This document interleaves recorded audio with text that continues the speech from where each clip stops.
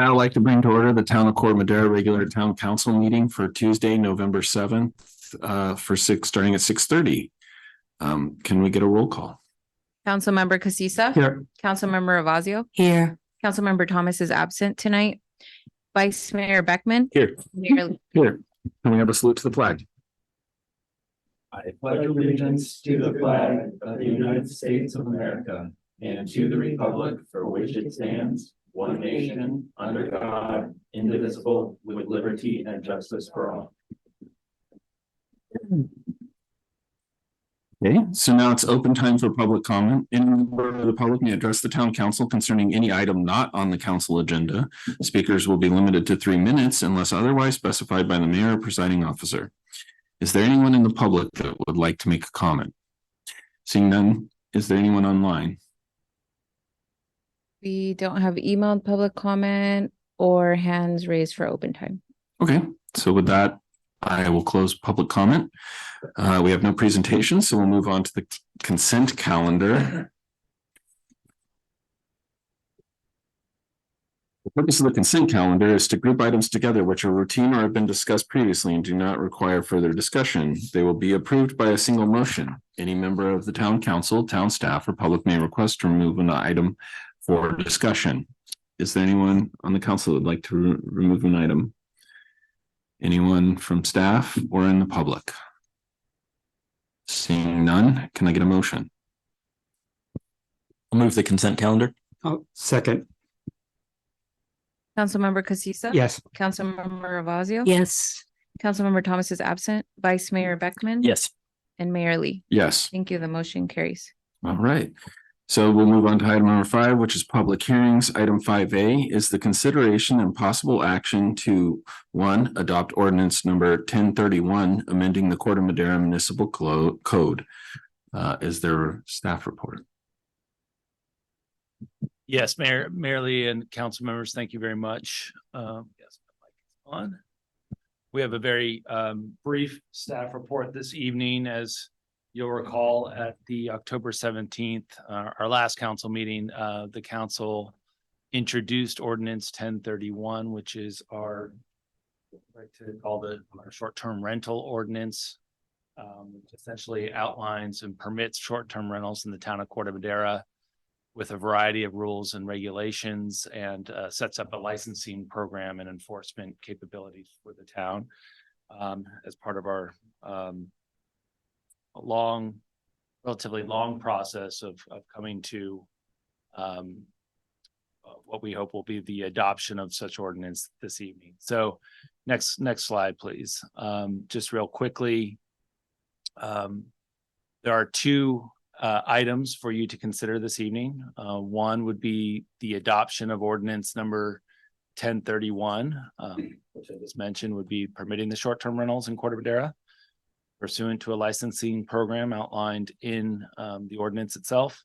And 2, adopting resolution number 45, 2023, which would amend the master fee schedule to include a new fee for short-term rental applications, $500 for the first application and $400 for renewal. Okay, you can go to the next slide. I mentioned this has been quite a process since actually starting in about early 2022. The short-term rental discussion has actually surfaced over the last many years since the emergence of short-term rentals as sort of a phenomenon in many cities and towns throughout the states. And so we're finally at the point now where preparing to to create an explicit policy in town regarding short-term rentals. Next slide. This just goes over what we're the last meeting and then the next meeting here. Typically, we would actually have the second reading of the ordinance as a consent item, but since we actually have the fee resolution, we are doing a public hearing for both items tonight. Next slide. And so just really focusing on the resolution number 45, 2023. I mentioned it establishes a fee for $500 for staff, really to cover staff time for application review and inspections associated with the initial short-term rental application. And then there's a fee of $400 for renewal of a license. You can see that's really was developed in the attachments to the staff report for this item. We've included some hours of staff time. The review of the application would be done by the community development department. Planning staff would be doing that review. And then there's 2 hours of staff time for the inspection and follow-up. Sorry about that. I missed that's really relates to our code enforcement officer at $64 an hour. So that equals $128. 3+ hours of time. There are a lot of requirements associated with this particular ordinance, as we've gone through in detail at the last meeting. And so there's a lot of nuance and sort of specific information we'll be looking for. And we expect there will be some back and forth with applicants for this. That's where the dollar figures are coming from. Yeah, next slide. And so here are the options for you this evening. Certainly here to answer any questions you may have, but just and I guess with that, actually just we'll end the presentation and look to the council for any questions that you may have. Okay. So is there any questions? I'll open it up. You just one. Okay. So just to clarify, there will be a physical inspection of the property before the application is? No, it's associated with the sort of the enforcement, the proactive enforcement piece of it. So at some point there will be a audit of the short-term rental. Okay. And so it's a one-time fee, assuming that at some point we will come through your short-term rental and inspect it. Okay. And no consideration of a reduced rate for seniors? No, I think the fact that I would sort of say that the permission of actually doing short-term rentals in the first place is sort of allowing those who may be elderly and need extra income, permitting them to take advantage of this program in the first place is where I see the benefit from a policy perspective. But I don't recommend reducing the fees just because of the staff time involved and the costs involved. And so I'd recommend maintaining this fee, which I think is, given the rental rates that we're seeing in town as well, is not. I accept that. It's just $500 is a lot of money for people on fixed income, but I get it. Thank you. Yeah, just a quick question, which I think I already know the answer. Just to clarify, the fees that is only covering staff costs, right? It's not a revenue generator at all, correct? Correct. Okay, thanks. Yeah. And actually, I think as we saw, it doesn't even quite cover the entire staff time, right? Because I think 3 hours at 120 something plus 2 hours at 64 is, I think that adds up to more than, I don't know. Anyway, not a revenue generator. But if I may, on the other hand, ask a question, does not the TOT that we take in have a impact on our revenue? Yes, certainly that would be revenue. We are expecting that would cover the costs of the monitoring program and the costs of actually procuring that company's services. And then we are there will likely be other expenses associated with administering this program that aren't just reviewing an application or doing the audit. We'll come back, for example, coming back to the council and reviewing the program and making changes in the future, potentially. Thank you. Okay. So I have no more questions. Anyone else? Nope. Okay, so we'll close questioning at the dais and open it up to public comment. Is there anyone in the public that would like to make a comment on this item? Seeing none in person? Yeah, 7 attendees, none of them have their hands raised, and we didn't receive any emailed public comment for this item. Okay, so with that, we'll close public comment and bring it back for final discussion. Is there any comments? I would move that we approve it. I think that they've done a really great job. I think it's been a long process, and I really appreciate the way it's been thought out. I know West Marin is having a difficult time with this right now. They're feeling their communities are being carved out by too many short-term rentals. So I'm glad to see Corte Madera getting a head start and getting ahead of it. I agree. I feel good about the proposal that we've put together here and about the discussion that we had at our last meeting. And I think what's most important is I have every confidence that this program is going to be successful. But of course, if changes need to be made, we can come back and make changes. So with that, Pat, if you are moving adoption of ordinance number 1031 and resolution number 45, 2023, I will second. So moved. Any Yeah. final thoughts you'd like to share? I just want to thank staff for their time. I know it's been a long haul with this, I think like over a year or so. And I think bringing in the consultant, I think was very thoughtful, the way the whole process was laid out. I would like to see, if you don't mind, come back maybe in February and just do it under your manager's report, has just an update where we are with numbers. Because that's the only thing I'm a little worried about is we pass this and then I think application's supposed to be in by the end of December or so. So there's a little bit of a time crunch there, if I can remember. Sounds good. We've already, actually, staff, we're sort of figuring out how many we're going to actually get. I think we have sort of placing our, I don't want to say placing bets, but we're actually guessing game of how many we're going to get in that first month. And we certainly can come back to the council and report on how many we actually have at that point. Okay, thanks. And I would agree with Eli. I think if we start seeing major bumps in the road, just come back to us and we can have us tweak it. Thanks. Make it a roll call. Councilmember Casissa. Yes. Councilmember Avazio. Yes. Councilmember Thomas is absent. Vice Mayor Beckman. Yes. Mayor Lee. Yes. Thank you. The motion carries. All right, great. That closes the public hearing. So we'll move on to business items. Business item 6A is a presentation and acceptance of the report on the results of the 2023 Corte Madera Summer Community Swim Program. Thank you, Mayor Lee. Council members, I'll just do a quick introduction, but this is really going to hand it over to Jeremy Engman and I think Soma Aquatics for a report. This was, as you'll recall, at its May 16th, 2023 Town Council meeting. Town Council authorized me to enter into an agreement with Soma Aquatics. They were here presenting at that time. I did so, for the amount of $49,332 for the operation of the summer swim program. As part of that resolution that the council approved and adopted, they requested that Soma Aquatics and staff come back with a report just on how the program was utilized. And so working with staff, we sort of collectively at least put together the questionnaires and some of the feedback form information that would be helpful, we thought, for staff and also our community and council to consider. And so with that, I'm just going to let Jeremy take it from here. If you want to come up, we have I think if we put up the staff report, the attachment one has all the sort of information from the Soma Aquatics report.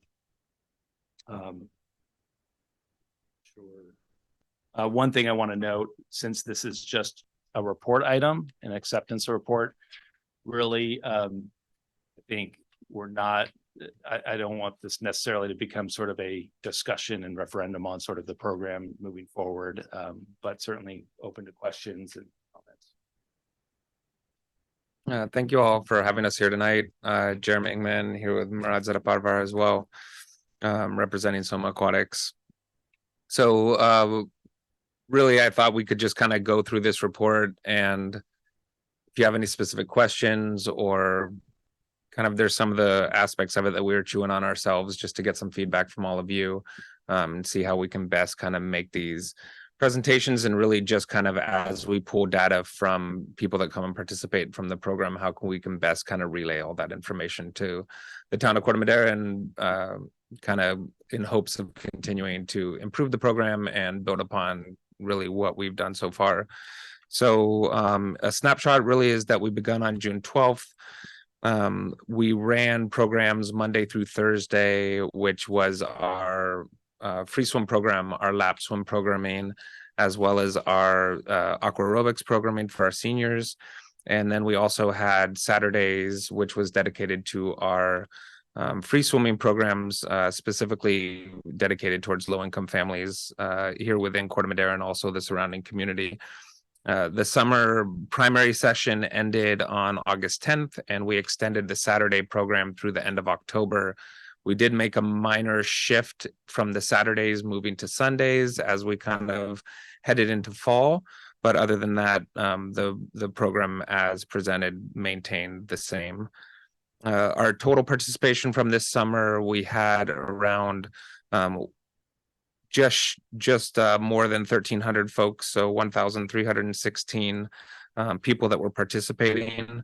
Well, I'll jump into that real quickly, but lap swim was our kind of primary program of participation. Followed by that was the participation from Camp Corte Madera, and then rec swim, followed by aqua aerobics, and then the free swim programming. After that, of course, was the private swim lessons, which I didn't mention. Some of the notes on totals is that we had an online registration program this summer.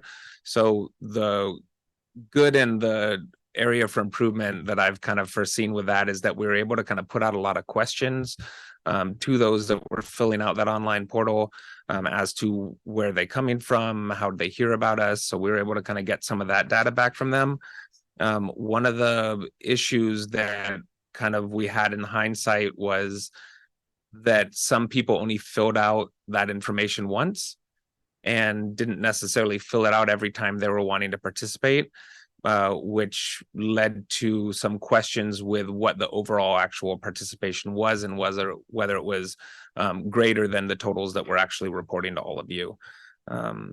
So I think kind of looking back at where we were with this summer, what we would probably do is put more of emphasis, probably isn't the right word, a requirement, I guess I would say, for everyone, even if it's just the same form that they fill out and it auto-populates and they submit it again, that we make sure they submit that every time, regardless of the activity they're participating in, just so we can kind of get an accurate number as to where our totals are at the end of the summer.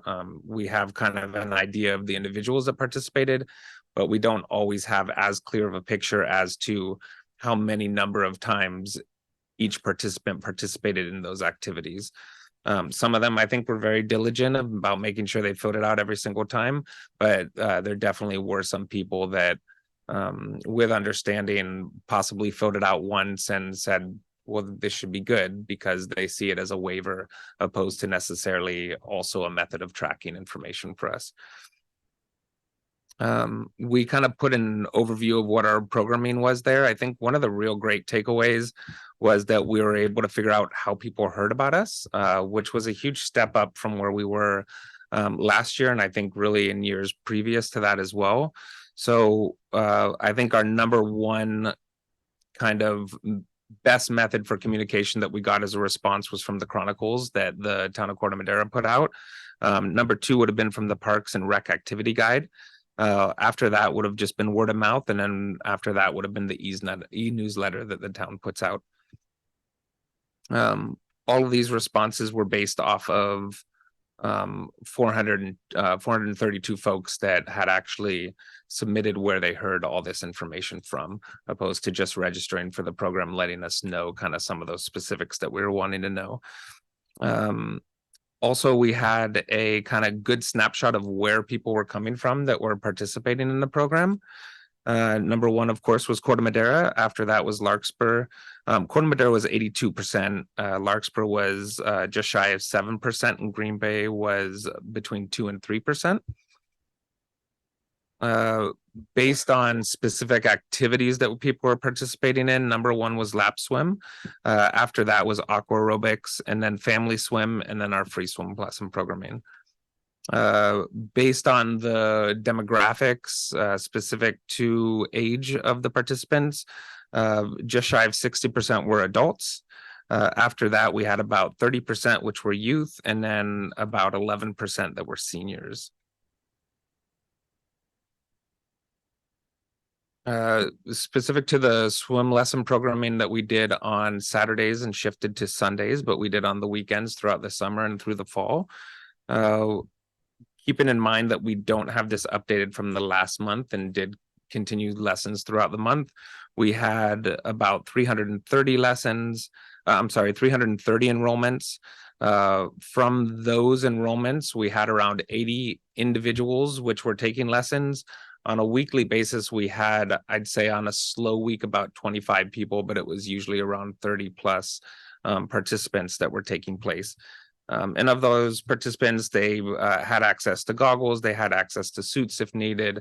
We had toys to kind of engage some of the younger folks as well that were participating in those lessons.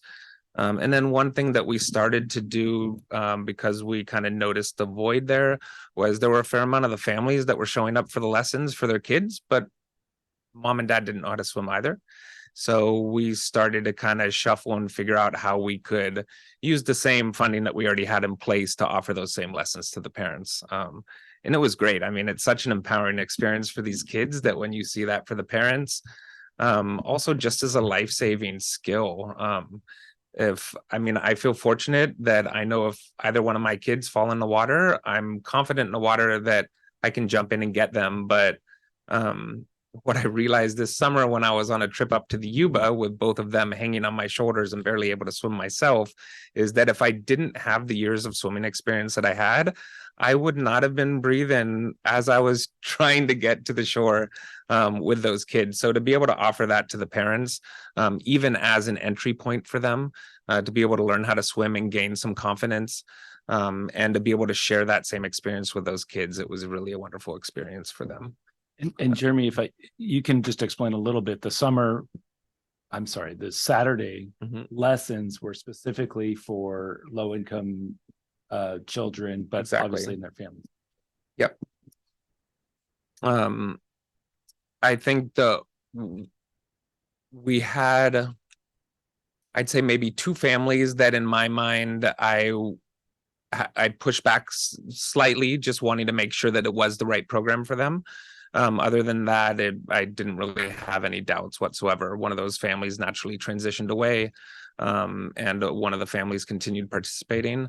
We haven't had rigid guidelines as to asking for income and so forth, beyond letting them know that this is a program designed for low-income families and anyone that has any issues with access to facilities or their kids taking swim lessons.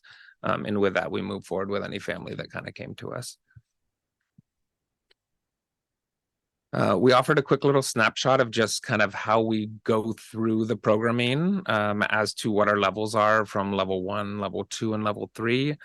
One of the interesting takeaways from our last discussion here is that we were able to offer a free lifeguarding class in the summer. It was something more focused on volunteers and instructors that we had working within the free swim lesson program. That already volunteer within SOMA, but also see kind of a possibility to expand that in the future. Not only to people that are volunteering with the program, but from youth within the community that are looking for opportunities to be able to receive credentials that then they can go out and apply for first jobs.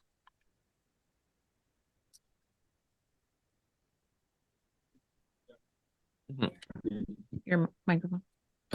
Before we move off of that, if I can just ask a question, can you elaborate a little bit more about whether you got local, people to engage with that? I'd have to look at where they specifically live, local as in specific to Corte Madera. Yes. Or outside of the program that you had already established, did you find that there was some receptiveness to that? Because I remember when you came in before and we're talking about that program, it was that there's a deficiency in the overall. So, something I would like to hear in the report would be, it was helpful and we got new people that got engaged, that this might open up more possibilities. Yeah, So, I'd say we had 6 participants, if I remember correctly. One of the participants had already been certified. 5 of them had never been certified before previously. okay. All of them were local students, high school students within Southern Marin. So I Yep. believe Redwood, and MA and possibly TAM as well. Yeah. I mean, the specificity of it is less important. It's just to make sure that So Yeah. thank you for that. More details. Sorry Absolutely. to interrupt. So I guess to wrap it up, we also had a survey that we put out to people. One of the questions that I kind of had for myself that I definitely look for guidance from all of you is how many times to push out those surveys to say one last time to fill out the survey. We, I think, put out those emails 3 times to people, and we did that to everybody that had participated in the program. And it was great. We had some fill in the blanks. We didn't get anybody engaging in any of the fill in the blanks, but they did fill out 100% of all the multiple choice options. And then we have those in the report as well.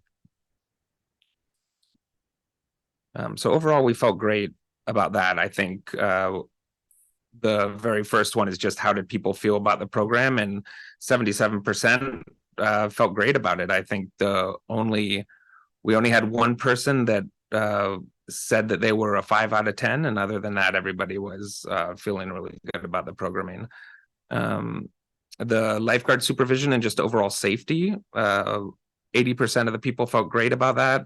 The lowest score that we received was a 7 from one person.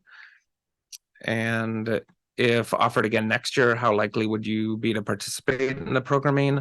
91% were very likely to participate. The least likely was 2 folks that gave us an 8, which feels pretty good as the lowest score.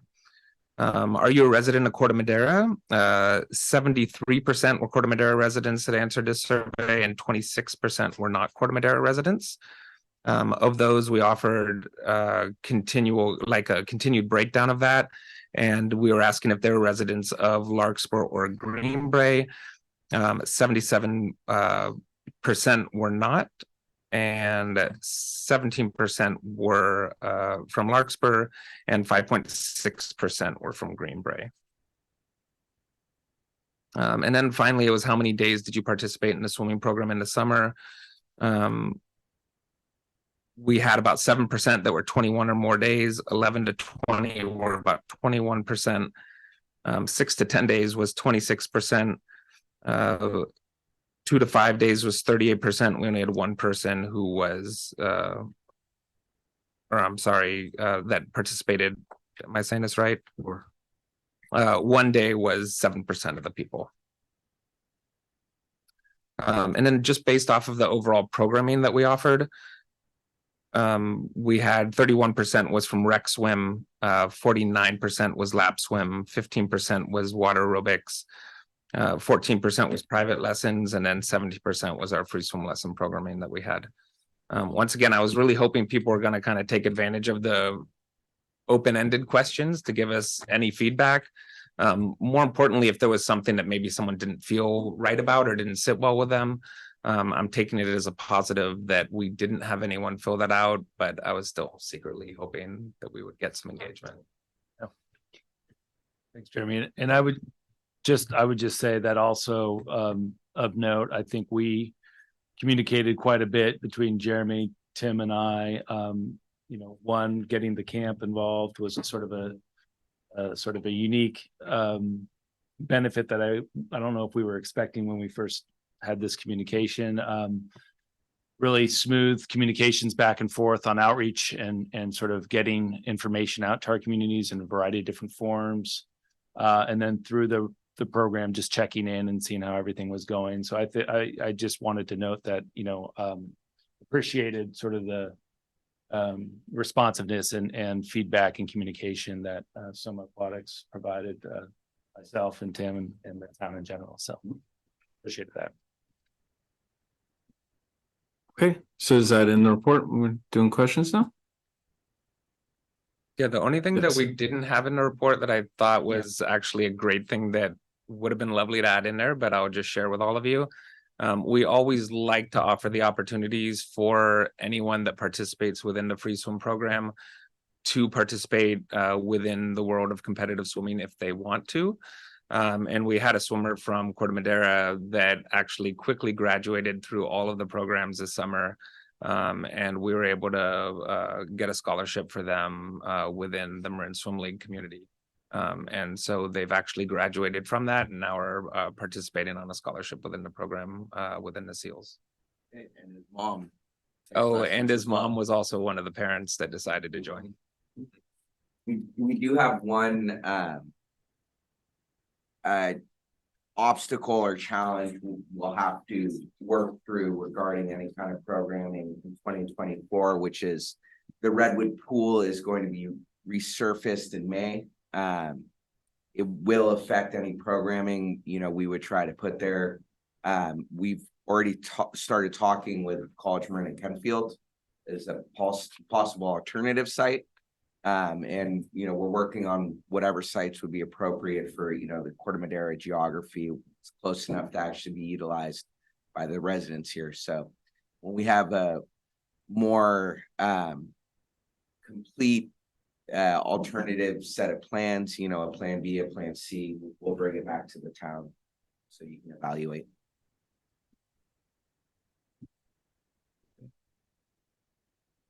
All right, so we can open up for questions. Any Someone else questions? want to go first? Go ahead, Fred. Yeah, just out of curiosity, given the numbers, did you have capacity for more people? Lap swim or just rec swim? There was capacity there? Okay, and if I remember, there's nobody under the age of 14. Under the age of 14 had to be accompanied by an adult. Correct. Was that an issue or at all? No.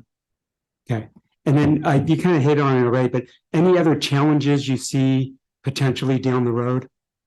I know you mentioned Redwood next year. I know you mentioned, I want to say the survey type thing. Is there anything else you saw you may go, hey, I think we need to tweak this or we can improve this or anything like that? I mean, the only thing that I'd like to do for future reports is pull the information that we have from the free swim program separate from the additional programming. So we can kind of just dive into each thing individually as well. But other than that, no. Okay, thanks. I think you guys did a great job, by the way. Thanks. Any questions for you? I have a couple. Okay. So do you know how long it will take for them to refinish the Redwood Pool? Did they give you a Their timeline? goal, so they're gonna close it after the high school season ends, Mhm. which is depending on how well the team does, you know, could go until mid-May before the state championships. And then I think their goal would be to open it up before the water polo season starts, which is in the middle of August. So we could potentially be back in that site on the weekends once it's resurfaced, but those kind of things are unpredictable too. Just having been around pools for a long time, you know, sometimes you get lucky and those projects go really fast, but oftentimes, like a lot of big capital projects, you have unforeseen delays. You know, the contractor finds something that relates back to the original construction. So we're hoping mid-August. And I think there's a good chance they could have it done by then, but Well, that's a real summer killer. yeah. So also the Tidal Wave Swim Team and the North Bay Aquatics, then the big water polo program that's there, Yeah. those are all going to be looking for other pools as well. And So, the facilities director has already been reaching out. So like, you know, the program I run, we've been talking with North Bay about helping them out. mhm. You know, hopefully the whole community can come together and find a place for all these programs while they're displaced. Maybe put them in the bay, do an open Yeah. water swim. So just on the numbers, you had it early on 1,316 people, but that was actually number of visits, right? Those aren't discrete individuals. That's total number of I guess enrollments possibly would be the right word to use. Reservation. So people who, so visits more than, do you have a number of how many people actually? I mean, you had 432 responses to the survey of where did you hear about us? So was that about the number of total people who participated in the program this summer? I don't have a 430? total number on unique visits, Okay. which is, I guess, unique back to your people. question, that Yeah. would be one of the things that would be great to know Yeah, beyond just the total reservations is how that breaks down on Okay. visits. We do have that for the free swim program that we did mhm. on the weekends. And just curious, how did you target the underserved populations? How did you get people to know that they could come for the lessons? How did you reach out? Yeah, that was I guess a group kind of effort between Tim and Adam and Soma.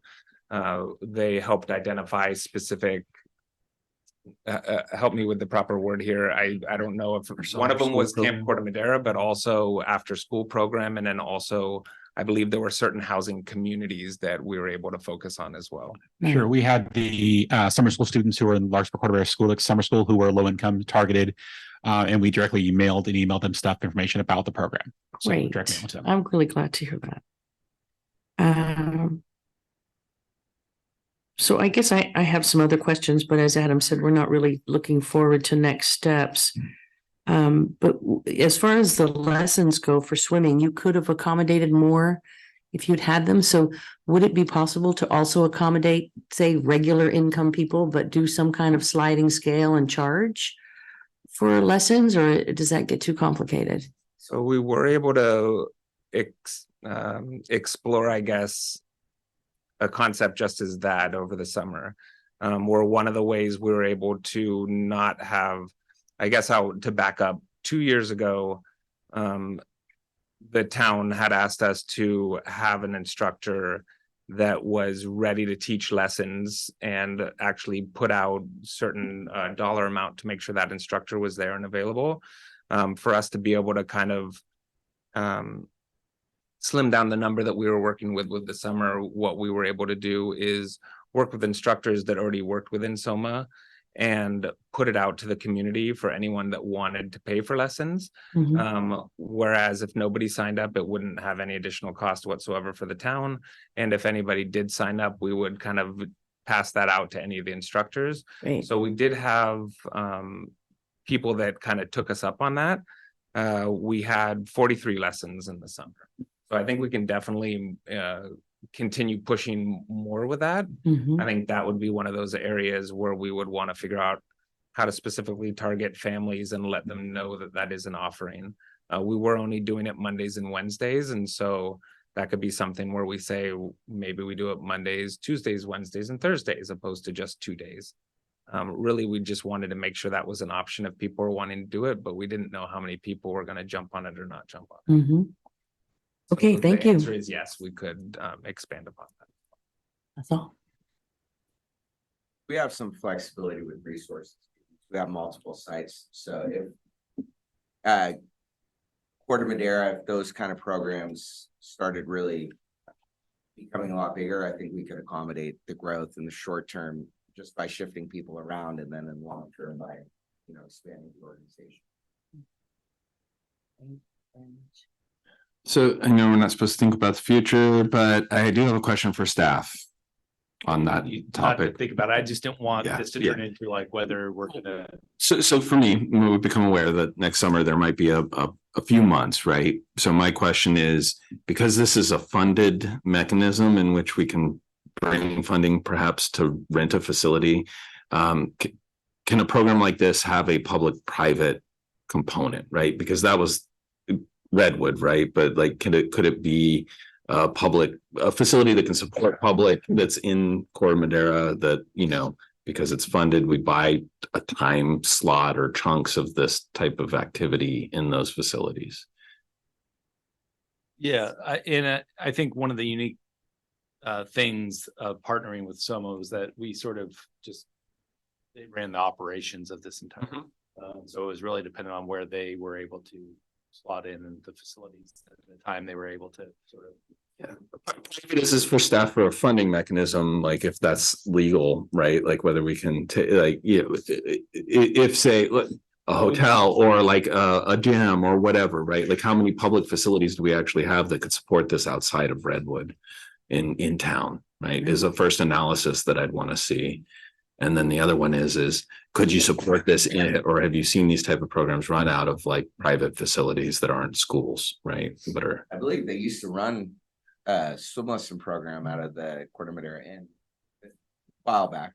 Okay. Oh, you're thinking Things like also that like. Permanent suites or even a Bay Club or whatever. I'm just saying, like, I'm just thinking out loud, right? It could be even a apartment complex that has an underutilized facility that would be looking for ways to generate summer funds. I don't know, but it's just a question to staff to consider in working that out. But because while I like the idea of any pool, you know, when you start going all the way to Kenfield and we're talking about low income and all kinds of stuff, the accessibility to the actual residents versus it becomes something else, really weighs in my mind as far as a consideration. So That's something that having some residents of the town who know the kind of pool landscape here could be very helpful, because you know, we could look around Google Maps or something and try to find all the pools in Corte Madera, but if anybody, you know, within this room has any contacts with pools, we would love to that's explore regulated that. by the health code, correct? So the government probably has some tracking mechanism for that.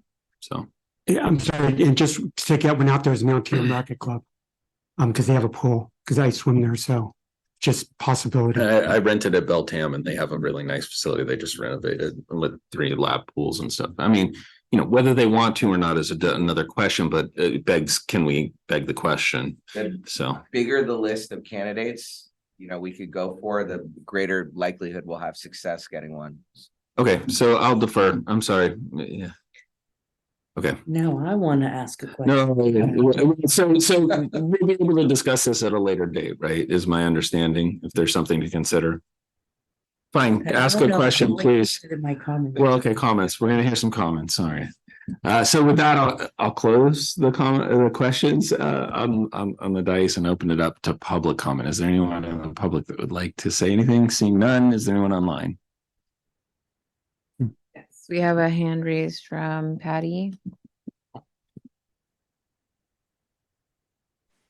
Hello, thank you for providing this program. I had no idea that there was going to be anything available for aqua aerobics until I saw it in the Chronicles, and immediately signed up and went every Tuesday and Thursday, and Tuesday and Thursday, Monday and Wednesday, whatever it was, and had fantastic results in terms of mobility and my arthritis, and I just thought it was fantastic. I'm a little concerned that you said no one filled out the fill in the blank part, because I did say that the water was freezing. So I wonder if there was something mechanically wrong with getting the comments that people might have made. So I did follow the instructor over to Strawberry, where it's 84 degrees and fantastic. So you might consider Strawberry. They have an amazing aquatic center over at Strawberry Rec. And thank you for providing this. It really helped in terms of my budget, because now I have to pay over $100 a month to go twice a week and do the aqua aerobics. Thank you. We don't have any additional hands raised or, and we did receive an emailed public comment from this item, which was sent within the hyperlinked in the agenda to council, and it's on the website available for the public. Okay, so with that, I'll close public comment and bring it up for comments. Bravo is my first comment. I heard a lot of good things about the program. Some of those lap swimmers were good friends of mine who were there all the time, and they told me they owe me lunch for how much money they saved. And I just think the power of free is really demonstrated here, that if people can go without paying, and it makes me realize that maybe more people kind of need free opportunities or very low cost opportunities for recreation and community. So I'm wondering, and this isn't really a question, this is just a comment, since it looked like from your numbers, if you added up Larkspur, Greenbrae, and Corte Madera, we got to like 97% of total participants. So I'm wondering and hoping that we might be able to partner with Larkspur in the future, since they're also home to the Redwood High School pool, to see if we can bring Larkspur into the loop. I did hear a lot of comments from my Larkspur friends that they didn't like that they had to pay. And I said, well, it's because Corte Madera is fully subsidizing the program, and people weren't really aware of that. So I think it's really a progressive thing that Corte Madera chose to do, to subsidize the swim program. And I hope we'll keep it going, but I also would like to see more cooperation from the Tamalpais Union High School District, which I know, as you know, provides 24, not 24 hours, but 7 days a week, all year round, at both Tamalpais and Archie Williams, are lap programs in both the mornings and the evenings.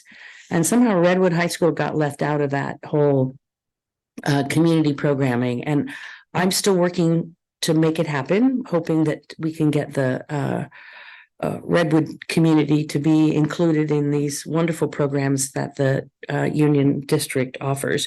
And that doesn't necessarily even interfere with this, because a year-round lap program, mornings and evenings, wouldn't interfere with this special summer program at all. I think that's it, but I'd love to see it be a Twin Cities program, and hopefully Larkspur will be able to scrape up a few $1,000s to help us next year. Thank you. Thank you so much for all your work this summer. Really appreciate it. I would second those comments. Thank you and congratulations to you both, and to staff. This seems like a huge success. So that's really exciting. And I personally feel like it seems to me like every box was checked in terms of what we were hoping that $50,000 investment would achieve. And so that's really exciting to see that we were successful in delivering that for the community. So thank you. I guess I'll third it. Again, I think I mentioned this before. You guys are really great at what you're doing. You have total knowledge.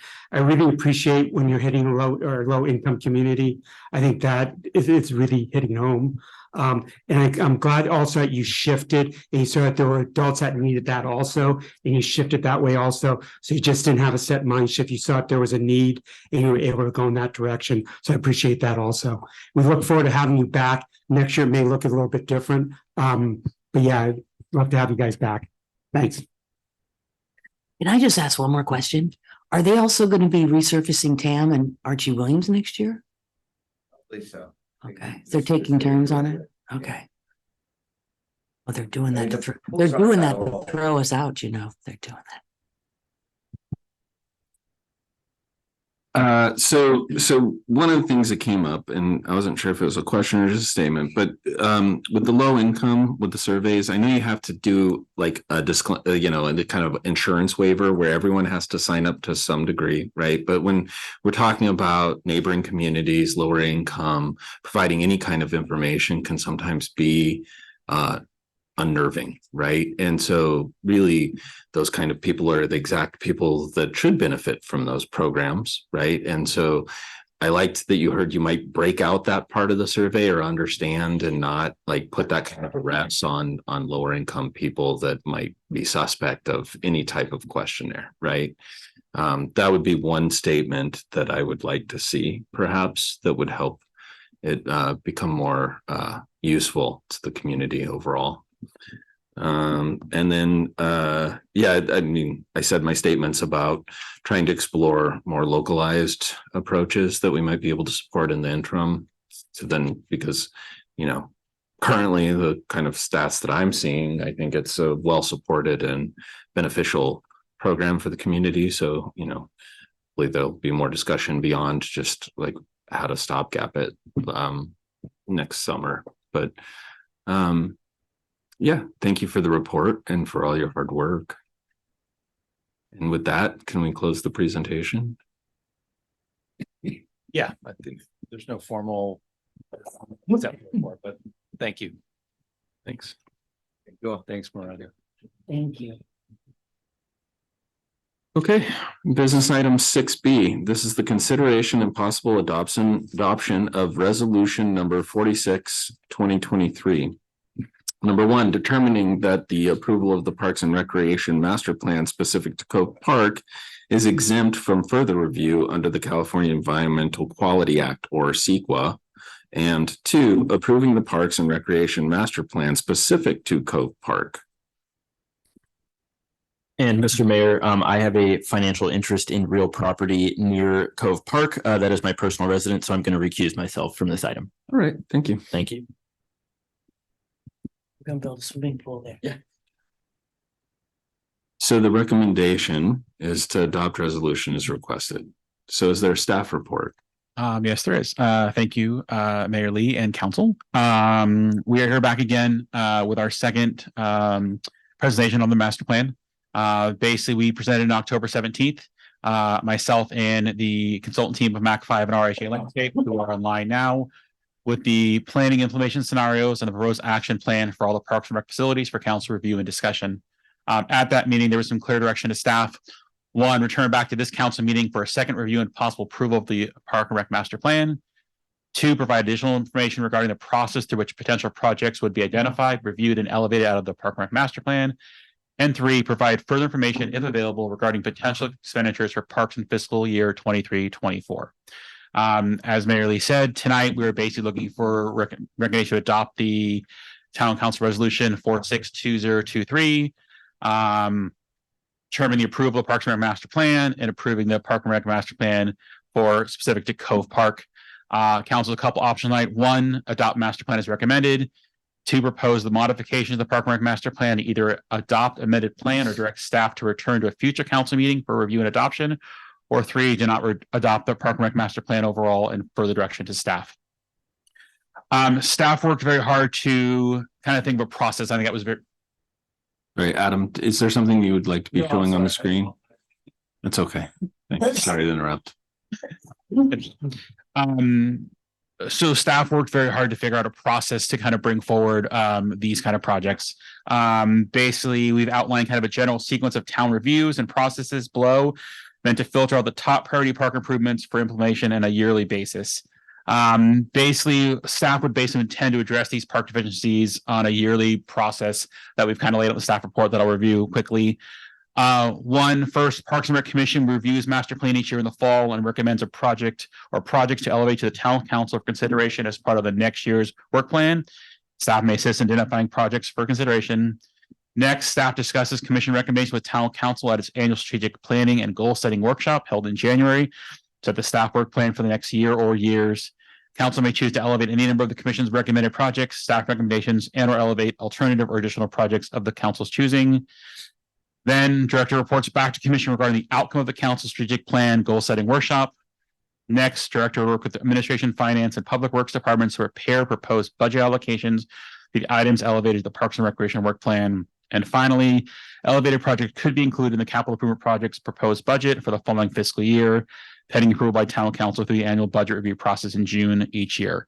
That is a process worked out with staff and public works to kind of figure out kind of how it's going to process. And that was a big question from council last time, is how do we do it? Keep in mind, this is very much specific discussion just for Cove, but that's kind of what we're looking for, is the process we laid out of comments or questions from council on how it would work going forward for bringing projects.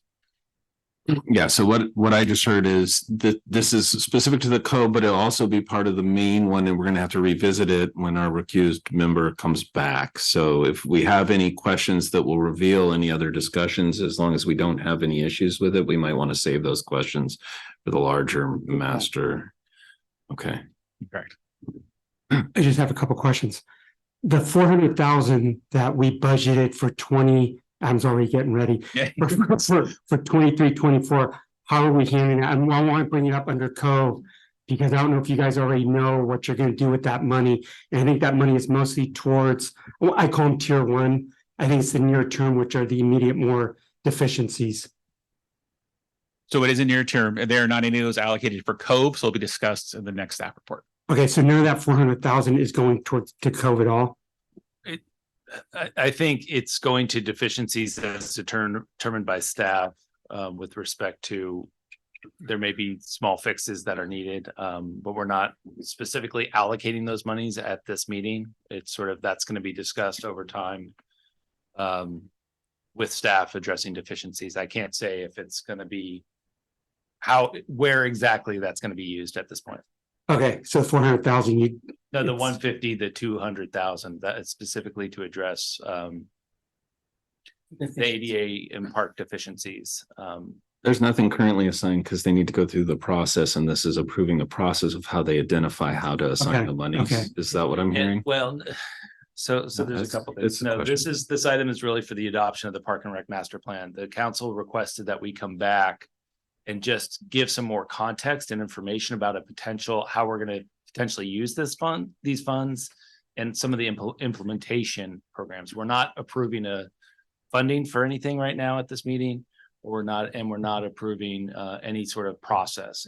But we wanted to be responsive to the council with their requests about implementation, both this year, fiscal year 23-24, and also moving forward on an annual basis. So given the process that you have in here, does that mean when we do our strategic workshop, that's when Park and Rec will come back sitting there saying the 400,000, this is what I'm trying to figure out where that 400,000 is coming into play. And it's not the type of thing where we have it budgeted for 23-24 and it stretches into 24-25. Correct. So it was laid out in the staff report, how staff is proposing, with one exception. So a lot of it's on the deficiency side. Some of it's already been spent. And then the one item that I think we did talk about as coming back to the Park and Rec. Sorry. Yes, going to the Park and Rec Commission, and then ultimately back at the strategic planning workshop would be the pickleball courts, Okay, which is got an it. improvement. It's more on the improvement and amenity side rather than the deficiency side, which staff is going to handle. Okay. So just a question on Cove Park specifically. I'll save everything else till when Eli comes back. We did get some response on the sort of draft ideas for Cove Park, the visions, and I've heard some things, from people in town as well. And I'm just wondering, the ideas for the picnic area, and was it bocce or? It was bocce and community garden and a couple of things, yes. Were those some things that came up out of the community workshops, or were those things that the consultant came up with, just for background? So I think it goes at both. I think it comes up out of the community workshops of we'd like these amenities, and then the consultants looked at where those amenities could be placed in our current park system. Okay. That's where it came out of there. Yes, I did receive a question from the public about how it was working. Let them know that nothing of this was set in stone. This was all a working document. It's just if we could, put everything you wanted to in a park, you could fit it all there, but would still be a lot of community outreach before any of that stuff goes into effect. Great. Thank you. That's it. All right, Fred, did you have any more questions?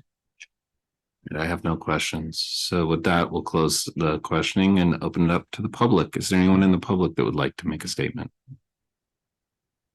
Bob Bundy, Golden Hide Passage. So living in Mariner Cove near the park, I go there occasionally. The neighborhood sort of picnics are held there. And in looking at the overall plan for the new picnic area and the bocce ball courts, I would think it would be a priority to really rehabilitate, maybe expand, create some shade structure where the existing barbecue and tables are currently. And I know they're getting a little worn. And see if the need is really there for a new picnic area that would be further away and that would take up a lot of open space. I mean, that's one of the sort of nice open spaces where you see people, with their Frisbee and things like that. Bocce ball courts, people have brought that up. Unless the Park and Rec is going to have a league where they're going to try to organize some league play and teams and such, I'm not sure how well utilized those would really be. I go to Bon Air a couple of times a week to pick up eyeglasses for the Lions Club. They have a first-class bocce ball court there that I've never seen being used. And it's open to the public and anybody can go in there and play. So I sort of have a question of how that would be used. I know that's not probably an immediate thing to do, but I think it was listed as near term. And I would focus on rehabilitating the existing picnic area around the volleyball courts, which are the courts that do get a lot of use. So those are my thoughts on it. I do think that the sidewalk paving through the park is really in bad shape. And as you recognized, it needs to be repaired or replaced. Thank you. Okay, thank you. Is there anyone online? I have 7 people online, but no hands raised, and we did not receive emailed public comment for this item earlier and I'm refreshing. No additional public comment for this item. Did staff want to respond about the process that where those things could be taken into consideration moving forward? And then also I had a question based on that comment. My understanding of looking at the Parks and Rec is that other area that was referenced is not currently in the Parks and Rec like boundaries. And it's actually part of the school property. Is that correct? Let me look at the map. Hold on. Thank you. While he's doing that, I think from a process standpoint, certainly, again, none of those, while they were sort of sketched out and there was these conceptual plans drawn, that was just to show that theoretically those amenities could fit in that park without disrupting some of the other amenities that exist already in some of the field space. By no means was that intended to be let's move forward with that project next week or a month from now. So can I ask you a hypothetical on that? So say it is that we want another shaded barbecue park area, right? You could move it between the school, closer to the main parking lot, off the side where those picnic tables are, for example, right? Like there's other opportunities is what you're kind of alluding to. It isn't that it actually has to follow what's shown there. It's more just the device itself that in that area that needs further discussion. Correct. It doesn't follow it to a T. It needs to be just the device itself. And looking at the map, it does. So that is our property. We do have a joint stream with the school district, obviously, and I've been communicating with them. But anything we do will obviously involve them in that process because it is part of on their property. But where the community garden is slotted shows that it's still our property. The basketball court is not ours. That is district. But the other one is still ours. Part of the picnic area is within the shared. Okay. Correct. Okay. Could I ask one more question? Sure. Well, we're not. So just as on the cove, just the garden, the community gardens, has there been any further pursuit of this other than we had the one presentation from the committee that I was trying to help? I just Since then, there's been no. interrupt for a second. Okay. I'd like to close public comment. Oh, so sorry. Okay. So with the close of public comment, now we can bring it back for any statements or questions the council might have. Okay. Thank you. So sorry to interrupt. Sorry, but I was just wondering if there's been any other follow-up on the community gardens project. I have not had any Anything? requests since I've been part of this with the community garden. I know since you were on that committee. Yeah, okay, thank you. Any other comments and statements? Of course, now it's open to us. So, Just a question, just for clarification, basically public and residents will have a chance to chime in on various projects, both at the Park and Rec Commission, right, when they meet in the fall to decide what projects they want to pursue, and then at our town council meeting and our strategic planning meeting. So they'll have like 3 or 4 opportunities plus or minus to chime in on projects, correct? Yes, and we'll go over that, I think, in the next presentation on the more broad park master plan. All right, discussion. thanks. So, please. Can we go get Eli? No. So the current recommendation is adopt the resolution as requested. So we would need a motion. For Okay, I make the motion to approve resolution number 46/2023, approving Park and Rec master plan for specific to Cove Park. I'll second it. If you can just, it's also determined. And determine no further environmental review is necessary pursuant to CEQA guidelines sections 15162 and 15168. You, Councilmember Casissa. Yes. Councilmember Ravazio. Yes, Councilmember Thomas is absent. Vice Mayor Beckman has recused from this item, and Mayor Lee. Yes. Thank you. The motion carries. Okay. So it looks like it looks like the next one. Yeah. Is Bob's getting Eli? All right.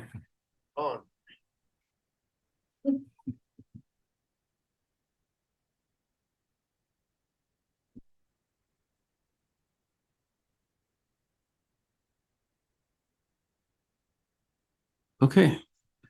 So now that passed, we'll move on to 6C. This is the consideration and possible adoption of resolution number 47, 2023.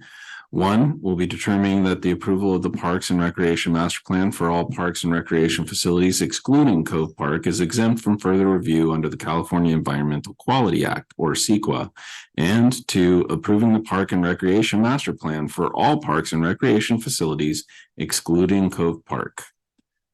Is there a present? And then also, the recommendation is that we adopt the resolution as requested. So. Thank you. We have a presentation and the staff report. Wait, hit the next slide for me. So kind of a quick recap of. There we go. Kind of where we come. We kind of presented this slide at the last council meeting, adding the last two. From community needs assessment, engagement workshops, needs analysis, inventory assessment, review and prioritization, and then obviously the council meeting October 17th for the review the action plan, and then tonight here consider adoption of the master plan. Next slide is just a summary of what we talked about on October 17th, that council received a draft of the Parks and Rec master plan from MAC 5 and RHA with the implementation scenarios and proposed action plan for all parks, excluding Cove, and basic direction back to staff, return next council meeting with second review and possible approval.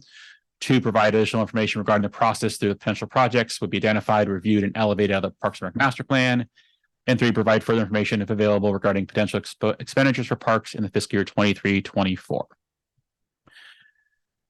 Next slide. Tonight, here's what we ask. Obviously, we're in front of council tonight for determining the approval of the Parks and Rec master plan for all Parks and Rec facilities, excluding Cove Park, exempt from further review under CEQA. 2, approving the Park and Rec master plan, excluding Cove Park. Options are listed there. 1, adopt the master plan as recommended. 2, propose modifications to the master plan, either adopt amended plan or direct staff to return to future council meeting, review and adoption, or do not adopt the Park and Rec master plan at all and provide further direction to staff. Next slide, please. So this is our conceptual process that we've kind of talked about with staff, kind of how it would kind of workflow for everybody involved. Obviously, started the Parks and Rec Commission review of a Parks and Rec master plan in fall, on to town council strategic planning and workshop plan in January, February, budget analysis of admin, finance and public works in the spring, and then budget approval for capital project in June, and then a project implementation and kind of the cycle we would go over following each of these projects that are identified and completed over the years. Really want to express that Park and Rec Commission will be tasked and are excited to take on this process. They really want to be engaged. They were, even when they first started this, hey, what do we identify when? I said, let's get the process back from council. And then they're excited to start in December to start kind of planning it out and planning for 23, 24 and beyond. We're in the next slide, please. So here are current potential expenditures, possibly even 23, 24. So I need to change my screen so I can see it. These are top of the list. 1, to work to address immediate deficiencies that were laid out in the plan. Estimated cost about $150,000 to $200,000. Really addressing those deficiencies and any AD issues at parks and facilities. They already spent about $45,000 to date. 2, enhanced field maintenance program, which we obviously heard loud and clear from a lot of the groups who are passionate about soccer fields and fields in general. Already spent out $15,000 to date, and then budgeting for another $50,000 to $60,000 for the remaining of this fiscal year. $5,000 from improvements in the softball field, which have already been completed. We eliminated a horrible lip at the baseball field, so nobody takes a header now when the ball goes off. New grease interceptor and commercial dishwasher community center, priced about $45,000, and then about $5,000 for tree planting plan for picnic area B. Under parking improvements, got 3 items there bulleted. 1, a pickleball striping Granada Park, which was approved by commission earlier this year. 2, some new pickleball courts at Town Park, where the current ball wall is about $100,000 to $120,000, and $30,000 in fencing or skate park refurbishments. The new Town Park bathroom that is budgeted for about $700,000 is not included in this. That is a separate item altogether. And basically staff's recommendation is to bring the new pickleball courts back to commission for some approval and some discussion with staff and with the public to hopefully get that project approved and installed in the spring of this year after the rains come. Lastly, last slide, just again, what we're here to do tonight, review and approve, and questions from council. Excellent. Okay, so I'll open it up to questions. Eli, would you like to ask first? Thank you. Only one tiny little question. Out of curiosity, does pickleball striping at Granada Park include nets? It does, yes. Awesome. Thank you. Nothing for this one? Okay.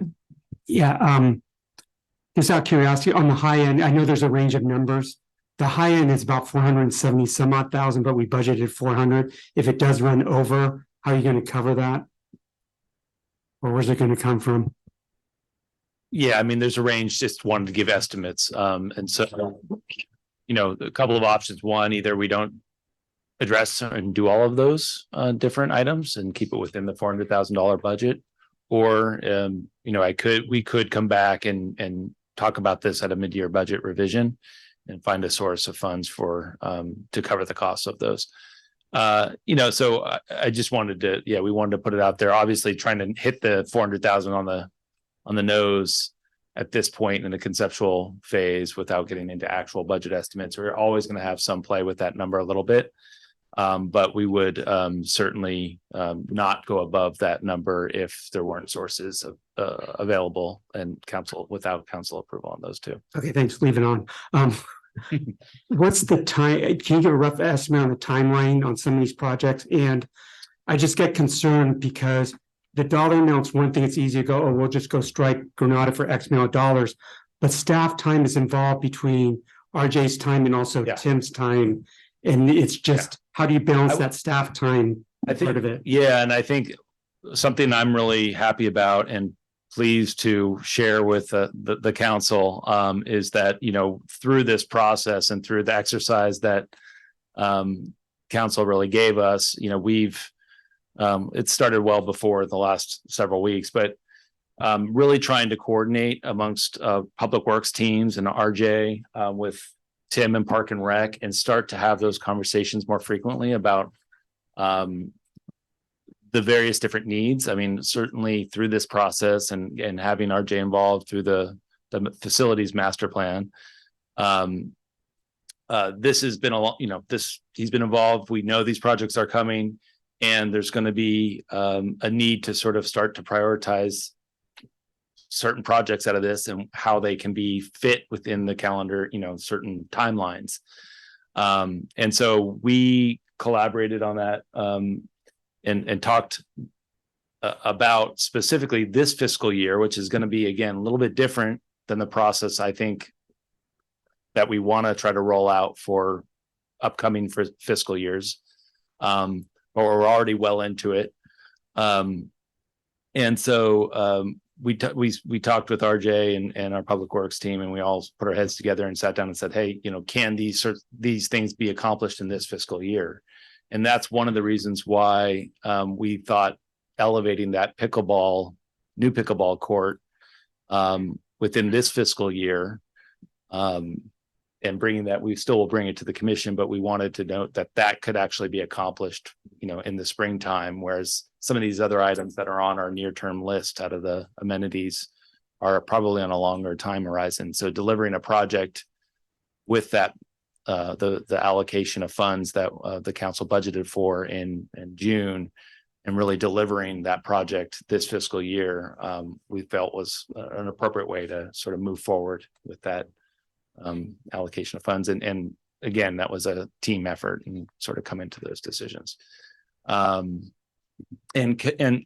definitely considering capacity as well. So we're already working with who's going to lead those efforts on our public works team and so on. And the outreach obviously is a team effort. We're probably more rely on the parks team and the rec team, you know, to take on some of those efforts. And then carrying out and implementing the project gets handled by our project managers on the public works side. Okay. And then the Park and Rec Commission, did they have any input on these items? Or just it was the timing of it, correct? Largely? Yeah. Okay. We're yeah. Okay. And I do want to point out, so I do think part of what's embedded, and it's important to note, I really think in order to be efficient with funds that are allocated on it towards capital projects, staff is going to need to take the lead on deficiencies. And that's really going to be a determination on a lot of our public works team, to your point about capacity, as they're constantly assessing needs in our parks maintenance and our parks throughout town, whether that's the ADA improvements that are needed and improving sort of the walkway and paths, whether that's doing more enhanced, tree maintenance to the field, those things are, I think, really best to be staff driven. So we're going to have to figure out an allocation sort of probably on a yearly basis towards deficiencies, and then an allocation that we can budget for starting to think about new amenities for each of the parks, and basing that now with the framework that we have with the parks and the facilities master plan is really, I think, what we've been talking about internally as a team. Okay, and then one last question.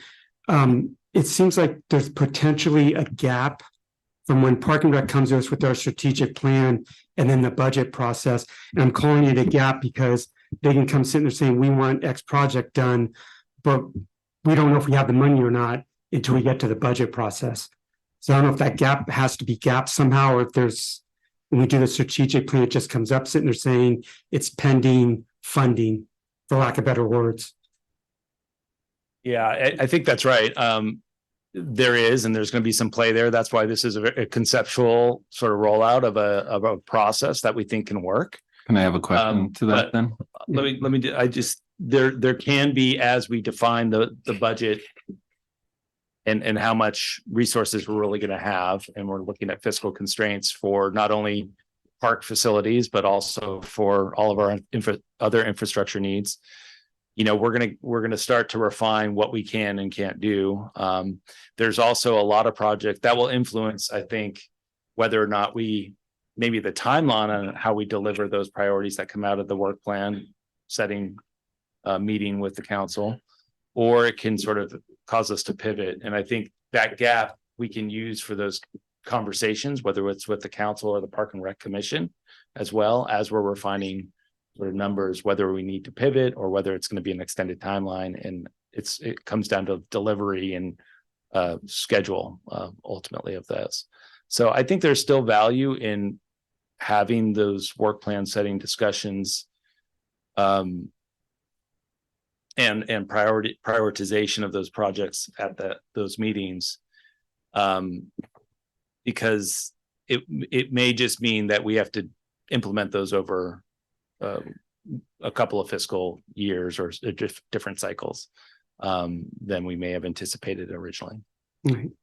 But well, yeah. So part of my question with that is we have clearly delineated near need, far need, Yep. And then also a good town manager and others that will help prepare the conversation, even with the Parks and Rec, would also strategically probably set boundaries to the discussions to help them, right? But that's a fine point of a larger policy that we're reviewing. Yes. Right. So if you want to get into the weeds. No, I agree. And I think there's strategies I would recommend. For example, you identify some short, low cost items that you can start to implement and that are clearly within sort of your budget, but you also start to identify maybe some longer ones that are going to take a little bit longer time, that are going to have soft costs, conceptual design, studies, analysis that are needed, and you sort of work in parallel. But anyways, those are ideas at this time. Yeah, I'm sorry, one more. Do you have any update on the fields? Because again, I think we're throwing 50 to 60,000 towards the fields. And remember, we discussed this last time. Couldn't tell if it was just a Band-Aid effect, and there needs to be more of a longer term plan. So are we getting more bang for our buck, more buck for buck for money? I think maybe Tim, you can answer it. I mean, I think there is a strategy behind it. I mean, I think just repeating what RJ said, we are going to continue to do the enhanced maintenance now, but until we get that direction, again, this is a longer conversation of whether or not we're going to do the bigger project and the more costly project. That's something that can be discussed next, in January we meet again. But until that time, we think this is a worthwhile. And Tim, yeah, for the field session, we actually walked. I didn't go. Public Works got to walk with a consultant on Monday, and they actually were very complimentary of how good our fields looked from where they were now, where they were at the end of the soccer season 2 years ago. So the improved enhancements are going to continue, at least for the fall, winter, and then into the spring. And then if obviously commission brings up a larger discussion, but right now the improvements enhanced we've been doing have definitely paid off, and the field looks better than it has in probably 4 or 5 years. Okay. Have you gotten any update input from the soccer people? I mean, they love it. I mean, it's definitely, light years where it was, like I said, years ago, when I first got here, there were huge mud patches and uneven spots. And now almost, I would say 90% of the park is green and grass. I mean, that's a testament to mowing twice a week, the extra aeration, fertilization they've been doing. And the soccer season is about over and it's still in great shape. And Public Works already developed a plan for it to close for the winter, of what they're gonna do for the winter time. So it's ready to open again for the spring and then possibly another closure in summertime for the fall season. All right, thanks. Do you have any questions? Okay, I had a few. So I saw 30,000 and if allotted for fencing, perhaps for the skate park. And construction management, part of is risk of rework. So I just wanted to see if that's necessary, where that is, and if it would overlap with the Scotty Lap, like fundraising and potential, skate park that would be coming up, and making sure that those timelines and expectations are aligned. So we make sure our funds benefit to the greatest degree. They are. We're actually going to Zoom this week with Scotty Lab Foundation, RJ, on the timeline of the project. So it'll be on the same time. Yes. Okay. And then the other one is do you have a timing on the bathroom, since you brought it up? I don't. Last night was early spring. I don't know. It's still, the delivery schedule. I don't know if Rebecca, do you have any recent updates? So it's still scheduled for delivery in I think the spring after the rains, because the foundation is going to get on. Okay, but and then this year. So that's the construction start, or is that the construction complete? Or because it's a kit building, does it go up really quickly? It goes up really quickly. And so my understanding is it would be delivered early spring. We'll do the foundation and the pad and the utility work, and then it comes and it's a really quick. I don't know if it's my estimation. I thought it was going to be a few months maybe until it's operational. All right, thank you. That's an estimate. I'll get RJ to confirm that or not, but yeah, we're still on schedule as far as I know. Okay. Just one follow-up question on that, the bathroom project. Has it already been factored in as part of the cost, sort of the finishing of that area, the sidewalks, and we talked about a bench and a bike rack and things like that? Is any of that factored in, or is that going to be another step? It's not in with the actual project, but certainly those other amenities can be, added to, as I would try to get the building up first, and then we can think about adding to that. Yeah. Thank you. Okay. Is there any other questions? All right. So we'll close questioning and open it up to the public. Is there anyone that would like to make a public statement? Bob Bundy, Golden Heights Passage. Are you asking for comments just in regard to the town park or the entire master The plan? entire master plan is open for discussion outside of the cove currently. Okay. I just wanted to make a comment on Higgins Landing. I don't know what we could really spend money on to make that useful. It used to actually be a landing where you could launch from there. It was a bad location for it. There wasn't really parking where you could take a kayak or paddleboard off and get down there. It was not ADA compliant. It got damaged in a storm. There was a proposal to replace it about 15 years ago, but it was so expensive to do an ADA ramp out there. So I think Higgins Landing really should just be abandoned as a park, maybe just have a nice historical sign there. What I really wanted to comment on was Mickey Park. The Corte Madera Community Foundation, which sponsors the summer concert series, really has gotten to see how that park is used, how some of the deficiencies are there that you have addressed in the master plan. But what the Community Foundation would like to see would be the town and Park and Rec and Corte Madera Community Foundation to adopt a sort of final master plan that would work off the draft plan that was included in the document, where there would be a proposal to incorporate all of the desired changes that are there rather than piecemealing it. And this would allow the Community Foundation to go to our donors, people that have been to the summer concert series, people that have been to Oktoberfest, and these were two of the high utilized and desirable activities that people liked in the town based on the survey. And we would want to take that on as a public-private partnership to raise several $100,000 or more, as we have done in the past for the Piccolo Pavilion, the patio at the community center, and the Town Park Plaza. I think this could be a very popular way for people to donate because so many people have utilized that. Also could see how the plan would enhance and improve, make it more accessible, more ADA accessible, and just better overall experience for people that attended events there. So we are ready to do that. And if that is something that the town and Park and Rec could go forward with or want to put together, we would start a campaign to raise funds for that.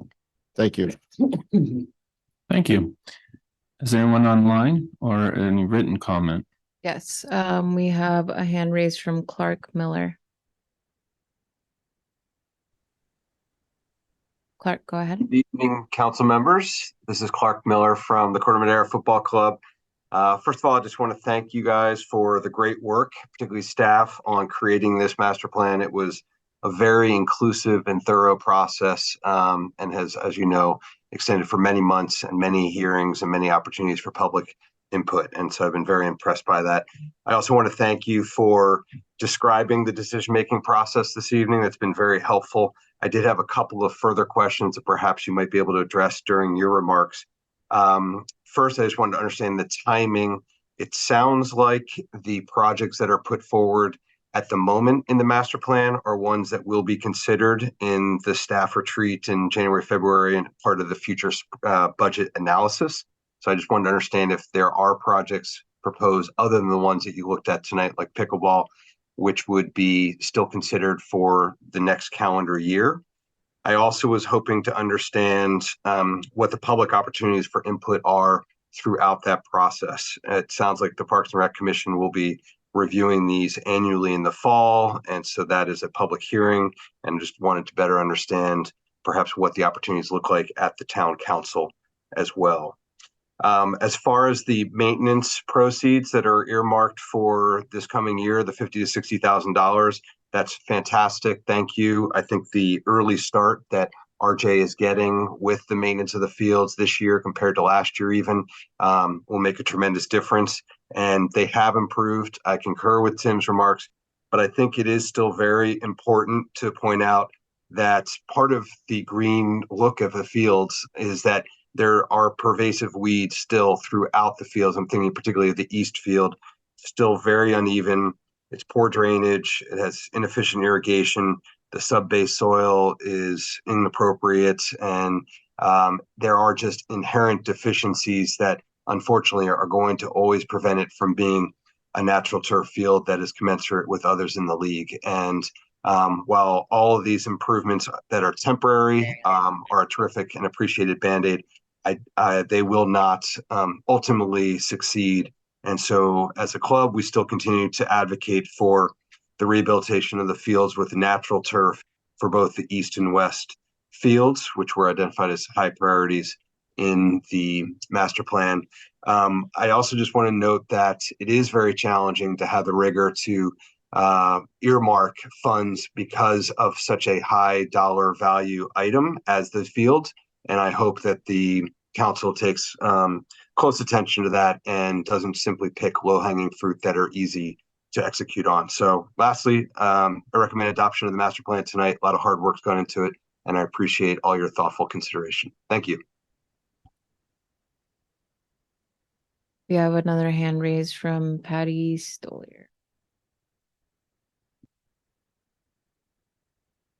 Thank you. Just following up on the status of the fields, I know that every time the bat signal goes up and all of the soccer moms and dads call in, it rises to an urgent need. But are the other fields that ours is always compared to, Are they putting in $900,000? Or do they just happen to have better soil and so it's an easier thing? Are we trying to make a silk purse out of his house here? So that's my only concern, is that maybe this is the best we can do under the realistic funding. Thank you. Okay, we don't have any other hands raised and no emailed public comment for this item. Okay, so does staff want to respond? We had a few questions from a few of the different community members.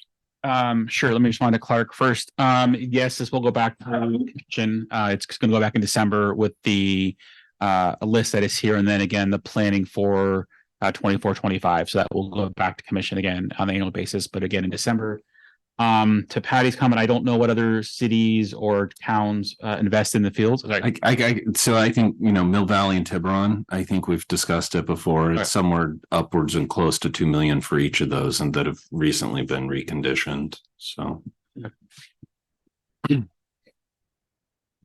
you want me to speak to the public input portion of Mark Miller's question? Please. Rarely. I'll speak to that. The question was raised about what are the opportunities for public input in this process.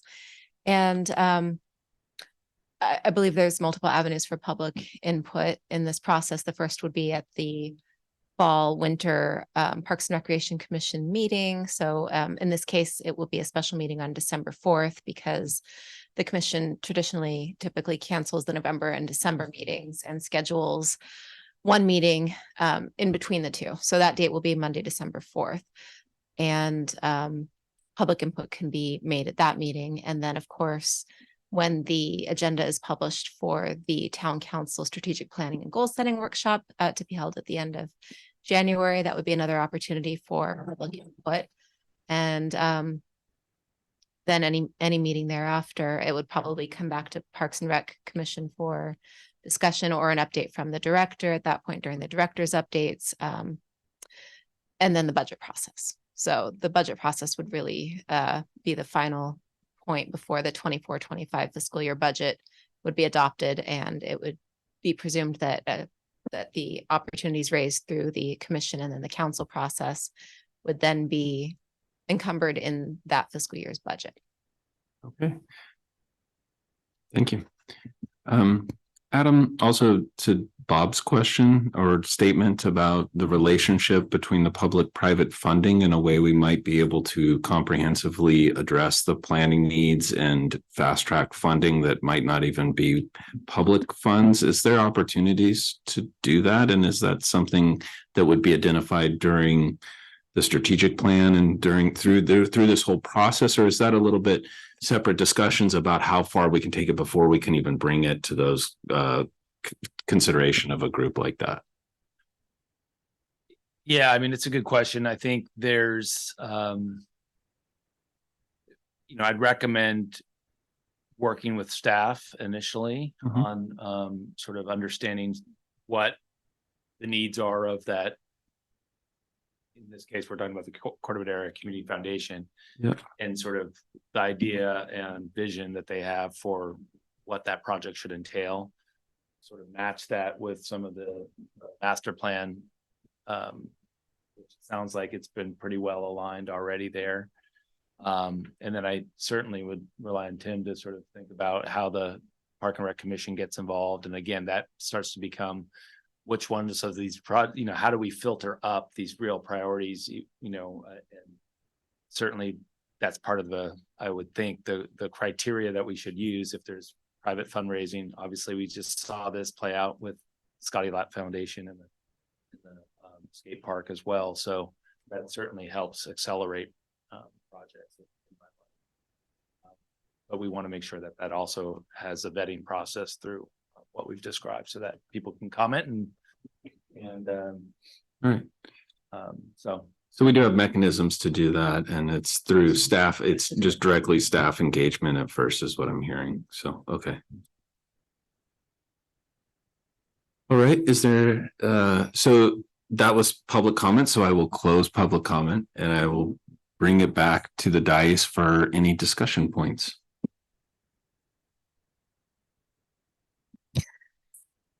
So I think the process that you've laid out is really good. I really like an annual process for reviewing investments in the community's probably most interesting infrastructure. They love streets and sewers, but it's Parks and Rec that kind of, to me, grabs the heart of the community and really relates to our ability to bring people together, which is, we know, really important to health. So I'm really thinking that that is a good plan, and I like what you came up with.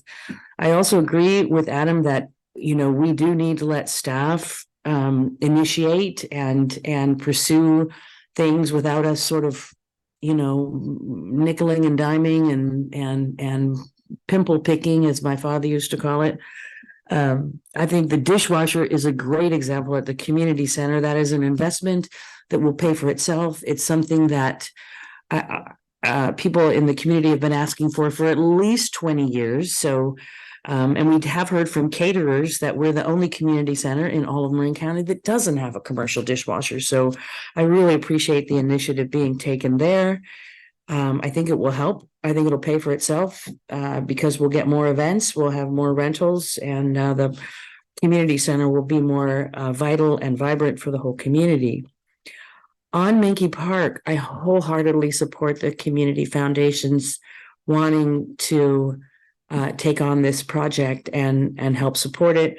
The Town Park Plaza is a great example of something that happened very similarly to that, where I mean, I think probably what should happen fairly early is, you know, Parks and Rec and Council and the neighbors of Menke Park and the community come together, some big, you know, day-long workshop like we used to do before COVID, and really go through the plan and like with the bathrooms, put the stickers where we think things should be and where the investment should be and what should be done.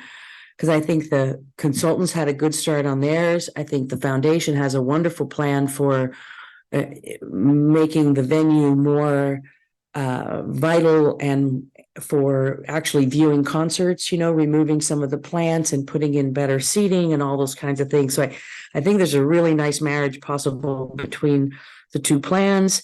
But at the same time, we need to hear from the community about, you know, do they want to lose parking spaces in Menke Park? Maybe not, and maybe we don't have to. The community's gotten used to us closing off Tamalpais right there at Montecito, and I know there's a lot of people who would love to see that happen even more often. I think once the town hall is up there, it'd be really great to have, there's a gal who wants to do a coffee cart or something in Menke Park. So I think there's lots of ways to make that plaza really more serviceable to the community. And if we all get together and plan it out and do what we did with Town Park Plaza, where we have a plan, then it makes fundraising so much easier when people can not just put money into a concept, but can actually see what it's going to be. And so I'm very excited about that and would love to help work on that.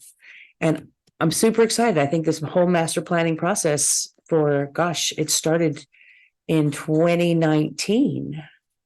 And it's been an amazing thing. And I'm still looking forward to seeing how the programming kind of fits in, because at the beginning it was facilities and programming, and this is really about facilities. And it doesn't mean we're going to ask you to go back and do the whole thing again for programming, but keep figuring out, how does this lead to the food trucks? How does this lead to the thing that the community really wanted? And I think it does.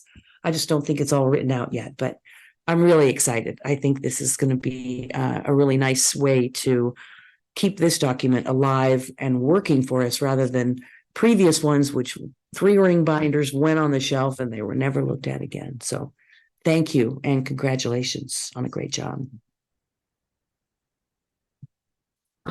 Yeah, first of all, I want to thank staff, Park and Rec Commission. I know Pat was one of the subcommittees to get us to this point. I think it's a great master plan overall, especially the consultants and the facilities piece of it.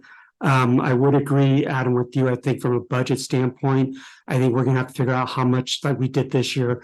We allocated 400,000. I don't know what that number is, but I think each year we're going to have to figure out how much to allocate towards the deficiencies and let staff run with those and figure those out.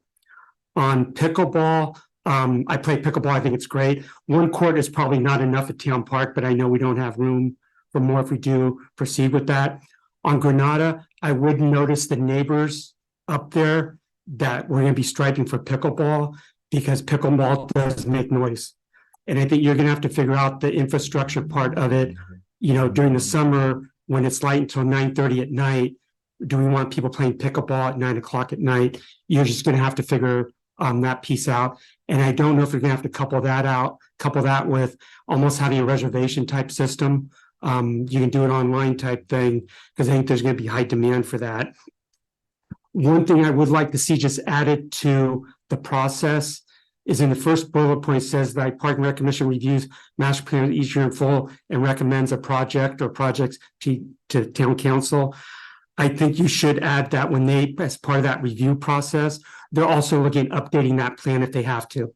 Any new deficiencies, and also an update in the sense that it's almost like a chart type thing going, these are what we got accomplished for this year as far as deficiencies or other. I think we need to have those two pieces.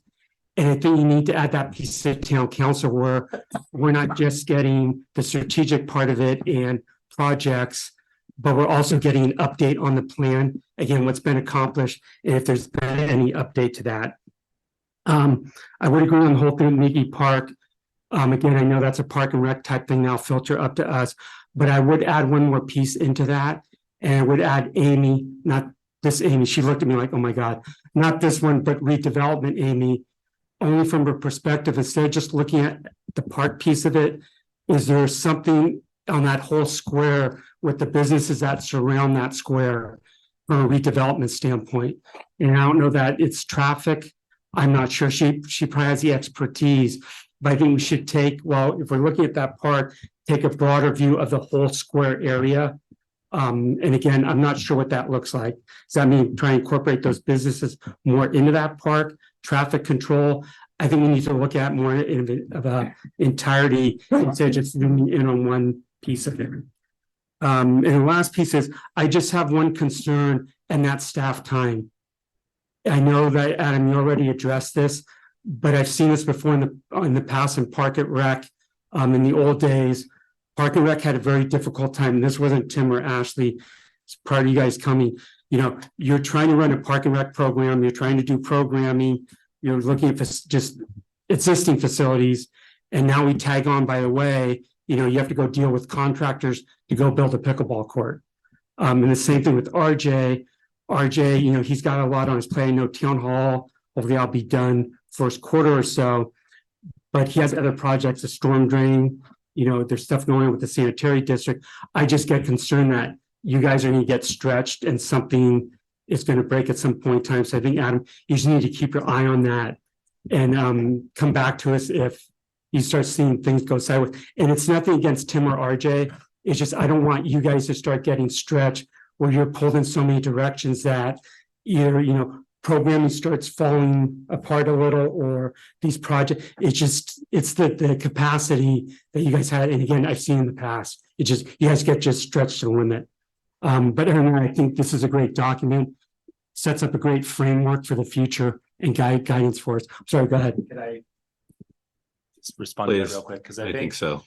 I think you're right on capacity, and we're gonna have to have some real serious, honest conversations about that with Park and Rec Commission, and also with the town council ultimately, about what we really tackle, and be, I think, also consistent. If we go a direction, you want to make good on moving that forward. That's going to take some time, and we can't be sort of getting halfway toward a project and then pivoting to something else. You're talking about outreach. All of these projects require, community engagement as well. So there's a honest conversation there. I will say, and I came to the council, I believe it was last year's budget process, and we did talk about a position of a project manager for public works, but it was really this hybrid specifically to try to tackle the park facilities, add a little bit extra capacity there. Could also be utility player on whether it's public works projects from time to time, but the idea was really that that would help with this process as well and capacity building. We haven't filled that position yet. We have some other more significant positions to fill in Public Works at the moment. But I think that is intended when we get to it, you know, that's why we put that. And I made that request for the council to add that budget for that position. And we will hopefully get there. But I still think, to your point, I know I can already hear, you know, the variety of different projects that everybody's really excited about. And we're going to have to sort of really rein it in and focus when it comes to capacity and fiscal constraints too. Yeah, and I'm sorry, just one last note, which I just saw in my notes, and that is, it looks like this last fiscal year that we're probably investing about $1.5 million, I think 1.1 million between the 400,000 we allocated and the 700,000 for the new bathrooms in the Park and Rec. And I think it's really great that that's the kind of money that we're investing, because we're not just investing in the infrastructure and the facilities, but we're investing in our community, our residents. So I just think that needs to be pointed out also. Thanks. Mueller? So I just few different things that I wanted to bring up in there in the same line as what Fred was kind of discussing. You know, when you have these larger capital improvement projects, right? I myself benefit from SFO doing that. And part of it is if you get a big enough allotment or you're strategic about it, you hire consultants that help, right? And it's identifying that you have the higher order understanding and then basically distribute the workloads down. So that's a real strategy to do that, not just for the implementation, but in alignment of how these projects are delivered, right? Because if they're multi-year, multi-tiered, like we're talking about, we're not just talking about getting $2 million together and Minky Park's done in two years. We're talking about we allot 50,000 to do preliminary studying and outreach to then determine within a couple of years that we're going to be able to do this. It's not, you know, that is capacity overload in of itself, with the idea that you could do that. And if there's a real need in an emergency situation or something, you would do that. But in a regular kind of infrastructural delivery system, you would always have those safeguards, bumpers to basically make sure that they can't come off the rails, or you haven't invested and overcompensated in one direction that you couldn't pivot, right? To explore that those initial exploratory kind of things are much cheaper and without consequence compared to full commitment, right? And then once you determine the scope of that, then you can see whether you can hire dedicated personnel to that, either internally or externally, or if you're aligning multiples and you need that kind of, you know, bridging character, you know, then at that time in a year or two, you could identify it, right? So that's the kind of things that I'm hearing to help with that. And I think it's a very easy strategy to implement and understand. But outside of that, you know, the bigger picture was the new information that we got was, and we've gone through scenarios already in multiple facets of, does that break? Does that loop, that cycle of basically research and investigation and public input and multiple, you know, advisory boards and alignments to budget, is it all there for us that when we as a council come to the strategic meeting to align that with 10 other master plans and, you know, budget considerations and directors and staffing, is that well kind of established already, so that we're not just throwing new stuff out all the time or redirecting staff in ways that creates inefficiencies, right? And so I really heard that and saw that it functionally it's good.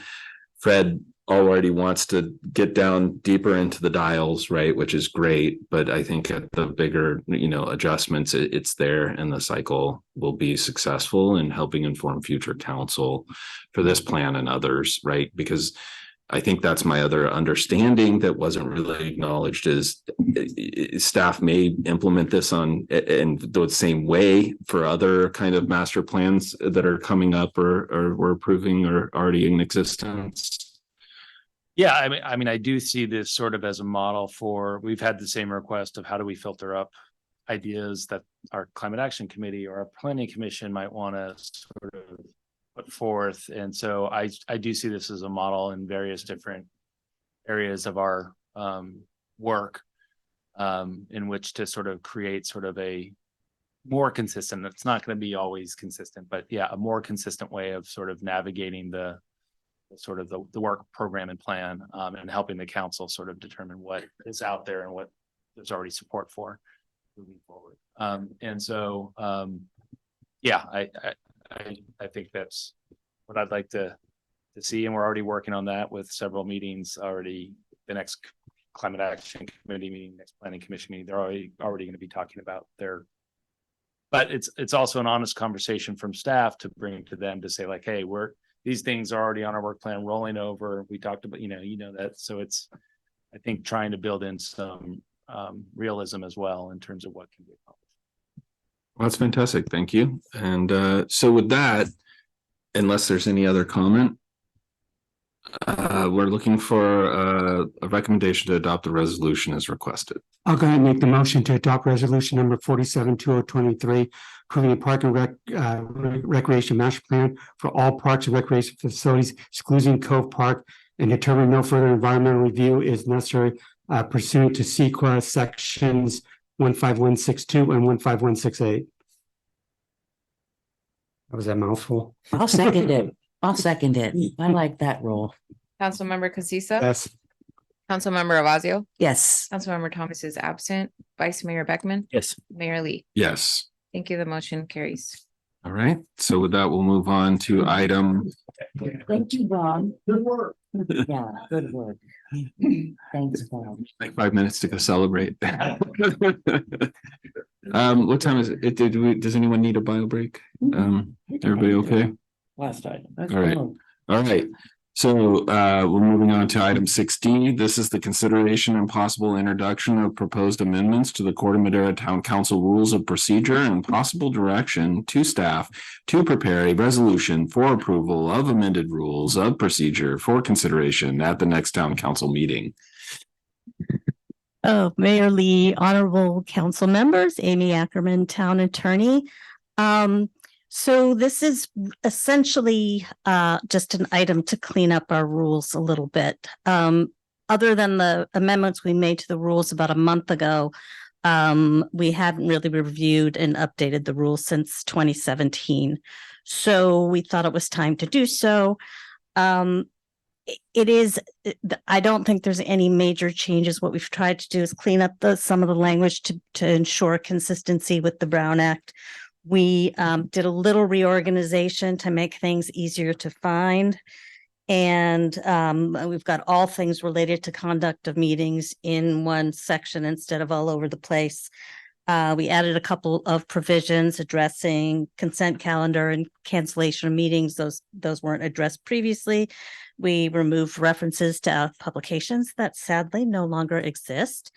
And we removed some content of outdated practices around the minutes and audio reporting and so forth, and just tried to eliminate repetitive and redundant material. And we cleaned up the punctuation and the formatting and the capitalization so that we have a nice workable set of rules. So that's really essentially what they do. Happy to answer any questions if anybody has any questions. Any questions? And according to the rules, we do this in 2 separate meetings. So we're going to do an introduction and final adoption will occur at the next meeting. Okay. All right. So I didn't see any questions. So I'll close the questions at the dais and open it up to the public. Seeing nobody in person. Is there anyone online? We have 5 people online, no hands raised, and no emailed public comment for this item. Okay. Exciting topic. Nobody wants. Excuse me. I'm trying to run a meeting. So even the script. So I'll close public comment and bring it back for any final comments. Is there anyone that want to make a statement about this? Yes. I would just like to say on behalf of my friends in journalism, although it's a weekly and it's no longer delivered on our doorsteps, the Twin Cities Times still does exist. It's one of the Marinscope newspapers, and I would love to see it continue to exist, so I don't like to see its obituary written too soon. So it would be nice to continue to notify them, just to keep in the loop. You can look up marinscope.com and you'll see it. It lists their papers. I actually sent it to Adam, I think. It sounds like we need further investigation. just on whether the investigate town the- can I interact think with it's it, like but that it doesn't Winston need to Churchill be. quote, the reports of my death are greatly exaggerated.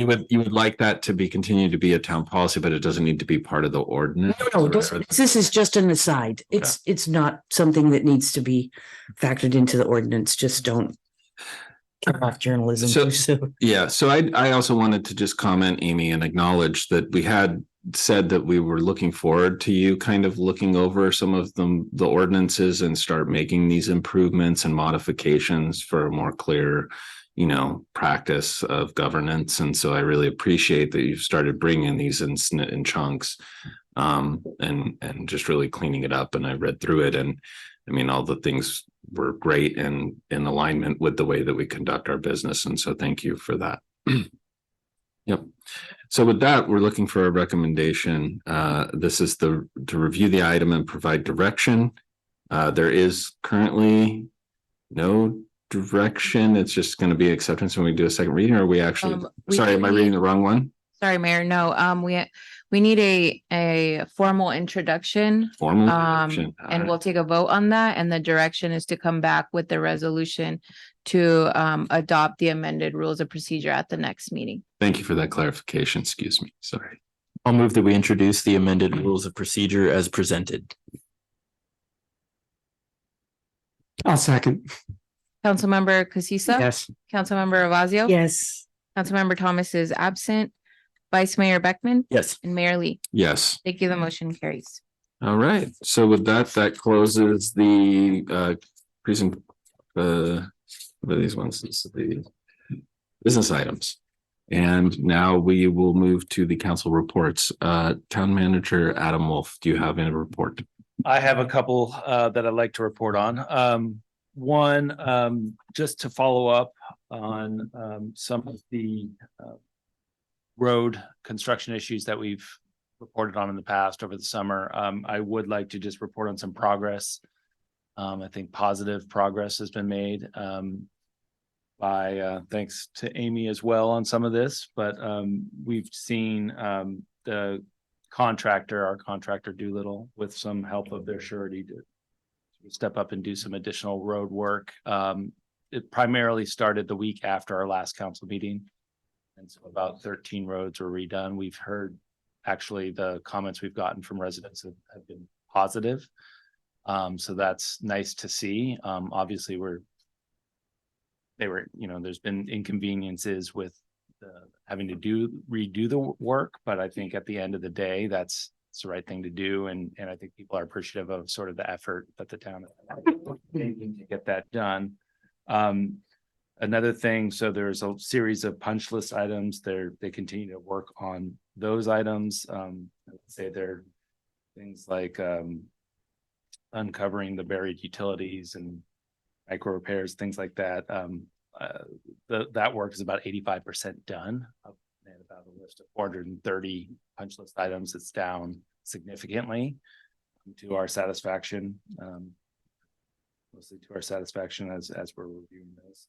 And we're hoping that the project really will be complete by, I think we're looking at November 17th, or that week. So just wanted to give you all an update on how that's going. I don't know if you had anything to add to that. Okay. And a couple others that, sorry, just letting you know that ABAG, MTC, they are, it's weird that they both have these committees, one in MTC, but one in ABAG. They are recommending that the two priority sites that we applied for be funded. be eligible and be accepted as priority sites for amongst, I think there were 210 sites total in the Bay Area. Not, the only other jurisdiction, I think, in Marin, San Rafael applied for several sites. So I think there's maybe about 5 or 6 other, I think it's more like 6 total sites, I think, in Marin. So 2 of those would be Corte Madera, again, for trying to unlock some eligible funding for pre-development work that might help sort of facilitate development on those 2 sites, the Macy site and then the site over here on Nellen. And I continue to try to get responses from our post office. So just that's ongoing. I just continue to get essentially that we should have news soon, and we will be reaching out with sort of official correspondence with respect to what's going to happen at the post office. So I'm just letting you know that I'm continuing to push on that, and really not getting great response from our colleagues over there, the post office and the district director at San Francisco. And with that, I am excited that we are, sounds like I haven't been to it, but I'm excited. And I think it's great that our volunteers are organizing a volunteer dinner along with our parks, along with Tim on Friday night, which is just, I think, really important to do. And I think it hasn't happened in several years. So that's nice for everybody to get together to celebrate our important volunteers who help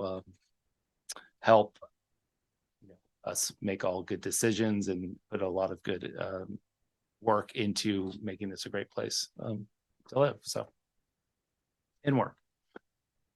That I'll end my report. Great. Awesome report. Town council reports.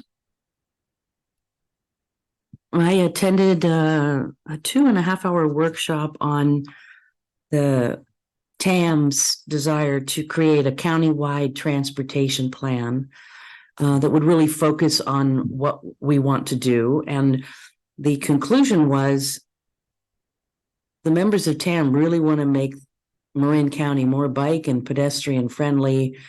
But there are some big highway projects that also need to be done. Former Supervisor Steve Kinsey is serving as a consultant on this process. And there was some feedback about the need to bring in expertise from the outside. Here in Corte Madera, we had, for example, Skidmore, Owings and Merrill look at our desire to fix the overcrossing and came up with a fabulous plan. And I don't know that we are at present have the capabilities to do the kind of really exciting planning that Marin could be doing, but that's above my pay grade. But I get to say it here just to say it. And secondly, yes, a volunteer dinner. Very excited about that. We have Zinn's donating wine, and Cafe Verde is donating a very large tiramisu. And it should be a really wonderful night. And if you are a volunteer working for the town in any capacity, reach out because we have a few more spaces left. We haven't filled up all of the tables yet. So, or if somebody on staff wants to come or somebody wants to bring a spouse, we'd love to hear from you. So there's spots open still. Oh, thank you. I was busy. I attended the MWPA meeting. One thing there is that it took about a year to do it, but they finally finished. It's an evacuation, ingress, egress, current conditions analysis. That includes GIS software. I won't get into detail because there's so many levels of information on that, but they are going to make that public. But just note, it is not a real-time evacuation tool. They want to make that perfectly clear.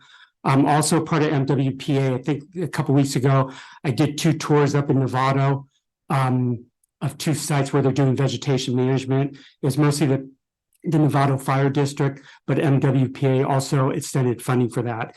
And MWPA has a number of shaded fuel breaks going on in the county, both in Ross Valley, Novato, up in San Rafael, down in Marin City.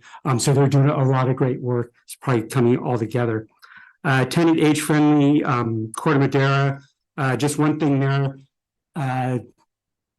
One of our residents passed away and left a large endowment to age friendly. So they're looking at what to do with the money. So I know today they had a meeting over at the library. So they are looking for any type of community input. So if you have any suggestions, reach out to Patty Stoller and she can help you with that. Also attended Twin Cities disaster preparedness. The one thing there, a couple weeks ago, I met a guy by the name of Steve Torrance. He's head of Marin's OEM Office of Emergency Management. So I had him come as a guest speaker.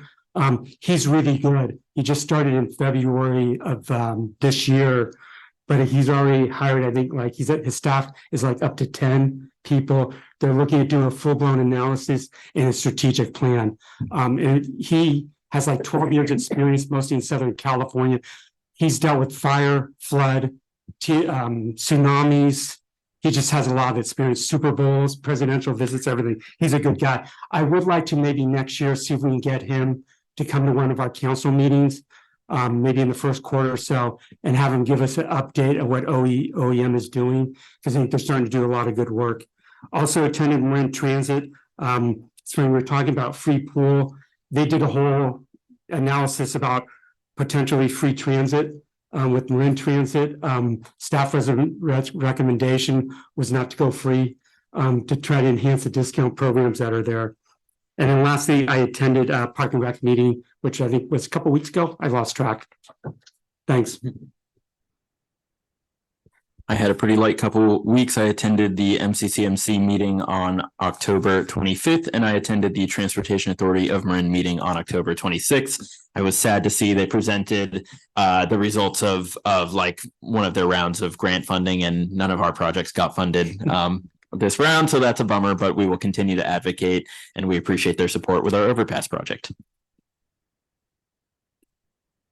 So today was the strategic workshop for the chamber, so I was unable to attend for their board, but they did want to have me give a few updates. So they had their annual golf tournament, which sold out the positions that they had. So it was incredibly successful. One of the strategic workshop items is how to strengthen that golf tournament moving forward and make it even more valuable to their fundraising needs.